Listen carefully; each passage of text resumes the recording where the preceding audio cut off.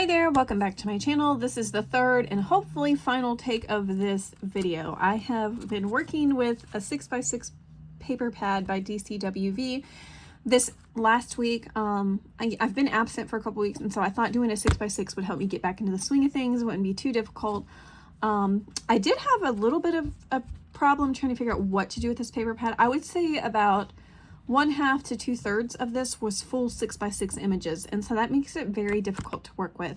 But I did come up with a few really cute projects. Let me show you what's left. I did mark this out. It said 24 sheets. There were actually 25.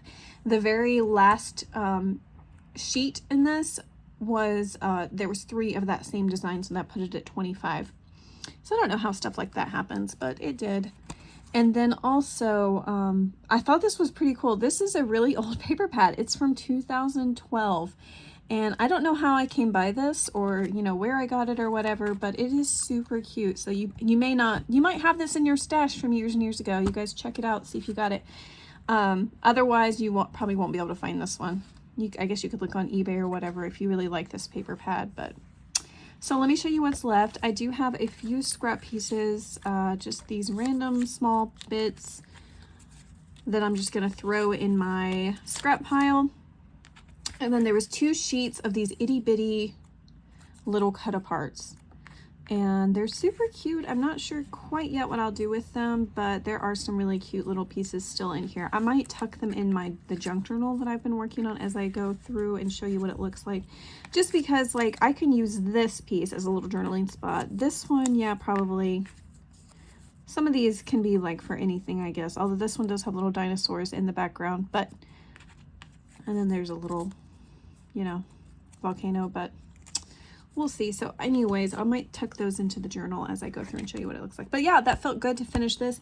I not only completed this 6x6, but I did have this Cardabello dinosaur sheet. There was still a ton of stickers on here. I used up the rest of them on this project, and so it felt good to use this. There was also 1 sheet of 12x12 left from this collection, and I used that up, as well as some of the 3x4 project cards. So this, I can say I officially killed this collection as well. So that one's done, and then of course this paper pad's done.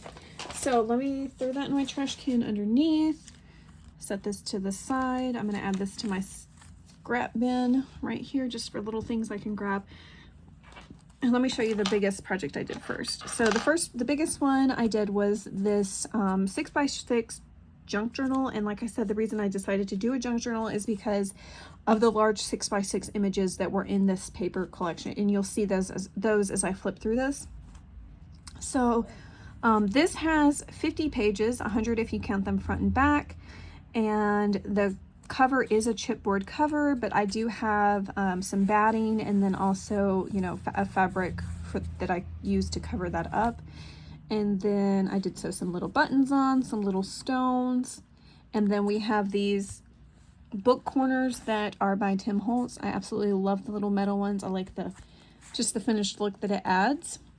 So let me show you what the inside looks like. All right, so remember that 12x12 full size paper that I told you about that I had left over by Cardabello? This is half of it that I used for the inside front and back covers. And then you'll see the other half as we do a flip through. I'm not going to go, because this is my 3rd time filming, I'm not going to, you know, go through and open up every single envelope and pull out every single cut apart, tuck in or whatever. Just because I feel like I've been doing this video all day long now.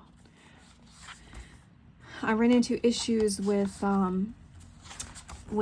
doing the filming. First of all, I got through the whole video and I noticed that there was a big gray blotch in the top corner of the video after I was like starting to edit, and I said, what is that? So I looked at my camera and I noticed that there was like blue slime on my camera lens for some reason, and so I thought I wiped it all off, and so I went through and filmed again, and as I was doing the editing, going through the editing process, I noticed that there was still a big gray blob in the top right corner. So I had to get some lens wipes and actually thoroughly clean it, and hopefully that is gone now. I'm gonna have to not let my toddler play with my phone whenever she's got really dirty hands. It's inevitable. There's no preventing the dirty hands from, I feel like, touching my phone. All right. So lots of pockets, tuck-ins, little nice hidden things that are going on with this journal. Here's that the other half of that 6x6. Like I said, I really liked this for like journaling, and so that's why I wanted to hold on to that and use part of it in here. And so, of course, the back scenes of the dinosaurs, I thought it was super cute. So, you know, there's these large 6x6 images. I didn't want to, I feel like they could still be used. I really thought they were so cute. So there's lots of places in here for some photos and journaling and all that fun stuff. So, and these are cute. Like you could put your child's name, like for instance, Evelyn-osaurus. If your kid's name is like Cody-osaurus. And so I thought those were really cute. This has got a top loading journaling spot. It's an envelope. And then of course we have these large Hobby Lobby stickers that I picked up a pack of. So all of these like shaped things like this are actually, they're supposed to be stickers. Yep, they are stickers. So I thought this would be cute for in here. And then of course the stickers from that sticker, they're everywhere. Oh, and here's another thing I picked up at Hobby Lobby. It was these little adorable dinosaur charms.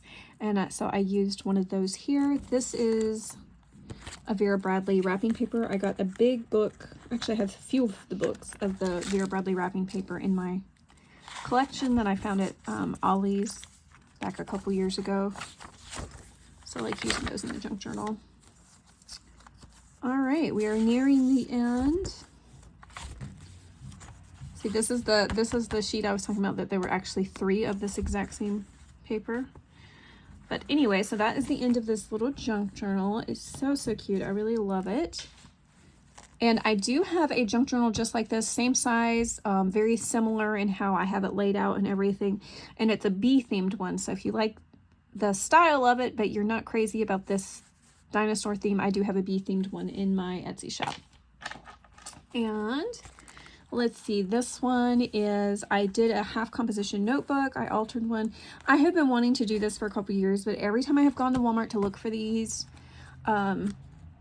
composition notebooks, they never have them in stock. But I was in North Carolina recently. I thought they had stopped selling them like this, but I was in North Carolina and I saw some at the Walmart I went to, and so I grabbed a few packs of them. And you can't, like, up in Rhode Island, that's where I live right now. I've looked at the Walmarts here and I did not see them. I will link, I was about to buy them on Amazon, to be honest, but so I will link that listing for the Amazon ones if you guys are interested in buying them from Amazon, if you can't find them at your Walmart, because like I said, sometimes they're hard to come by. So I was excited. This is my first time altering one of these half composition notebooks. Let me show you what it looks like. There's a lot of videos on YouTube of people doing like the gratitude journals with them, or doing like Christmas journals. And so it's that time though. I saw that back in North Carolina, there are some kids that have started school as of today. I can't believe it's time for school to go back, but that was kind of my thought process behind doing a half composition notebook. Some more of the stickers. I did include this little pin loop I made, pin loop clip, and then this has a mini Papermate Inkjoy pin here in green. I thought that fit the color. Okay, and then right here I have a T-Rex journaling card clipped in with a little dangle clip that I made, and that one of course has a little T-Rex on it. And this is just some of the colors that you find in this paper collection that I used. All right. And then this is the back cover. All right, so that's just a cute little composition notebook journal. I will make more of these, since like I said, I have bought the composition notebooks to finally do them. But I'm excited about that. All right, this other thing I made were these little study flip notebooks. I guess that's what I'm calling them anyways.